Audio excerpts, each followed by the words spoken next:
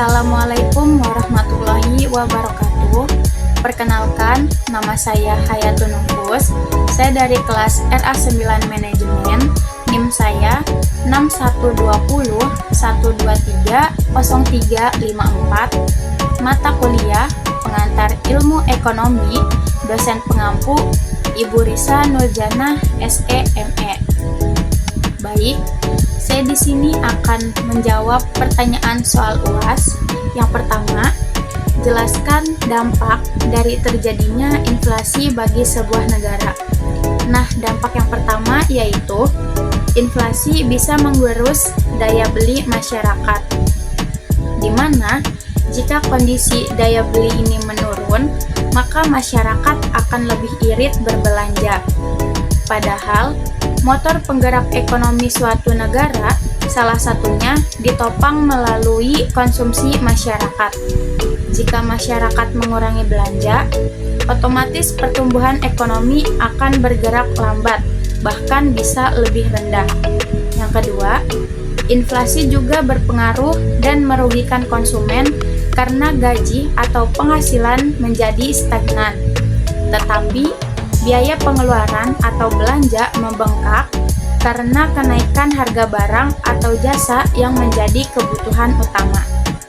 Yang ketiga, meningkatnya suku bunga. Inflasi dapat menyebabkan meningkatnya suku bunga.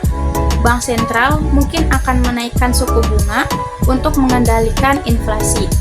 Tingkat suku bunga yang lebih tinggi dapat membuat pinjaman lebih mahal, yang dapat mempengaruhi investasi dan pengeluaran konsumen.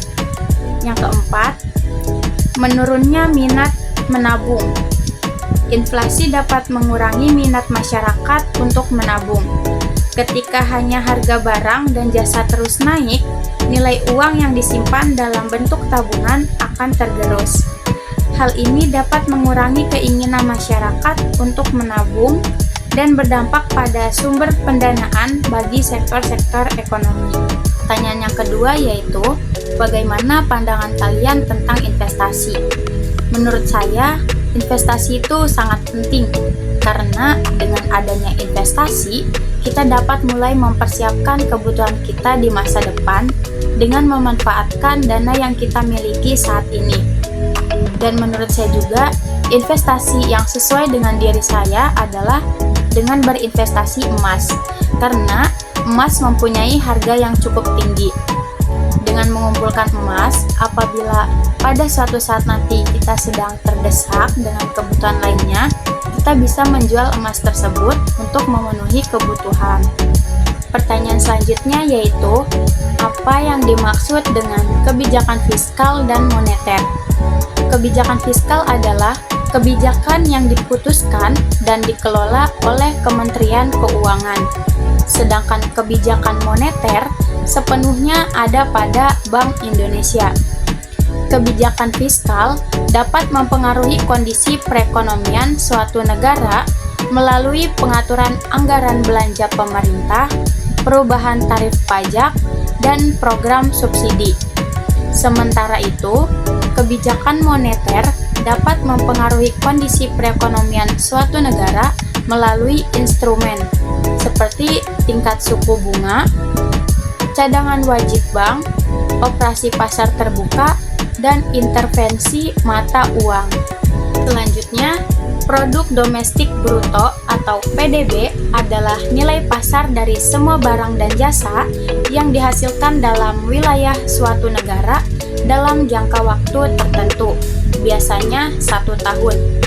PDB per kapita di sisi lain adalah PDB suatu negara dibagi dengan jumlah penduduknya.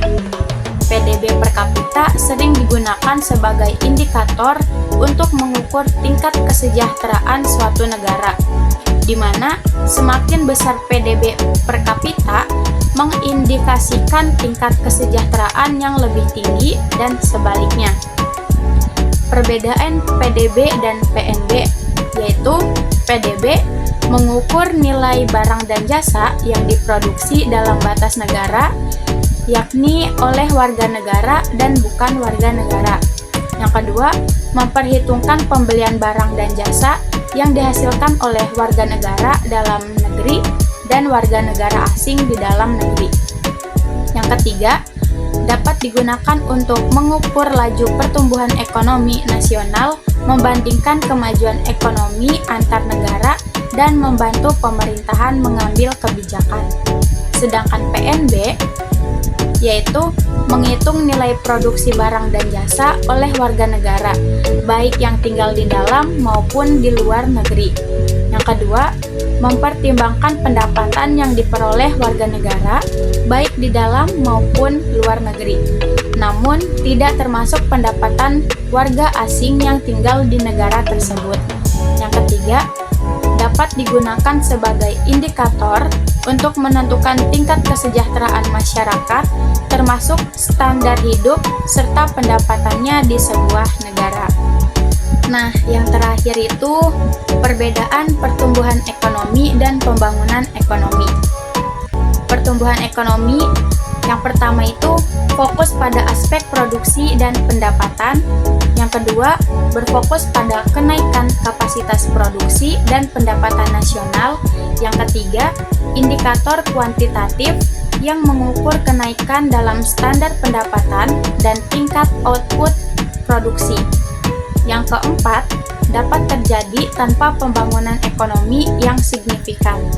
Sedangkan pembangunan ekonomi sendiri, yang pertama, memperhatikan aspek sosial, kesejahteraan, dan lingkungan. Yang kedua, berfokus pada output akhir, namun juga mempertimbangkan kualitas pertumbuhan masyarakat. Yang ketiga, indikator kualitatif yang mengukur perubahan dalam struktur dan kualitas ekonomi. Yang keempat, dapat melibatkan pertumbuhan ekonomi yang berkelanjutan. Mungkin itu saja yang bisa saya sampaikan atau saya jelaskan. Kurang lebihnya mohon maaf. Wabillahi taufiq wal hidayah. Wassalamualaikum warahmatullahi wabarakatuh.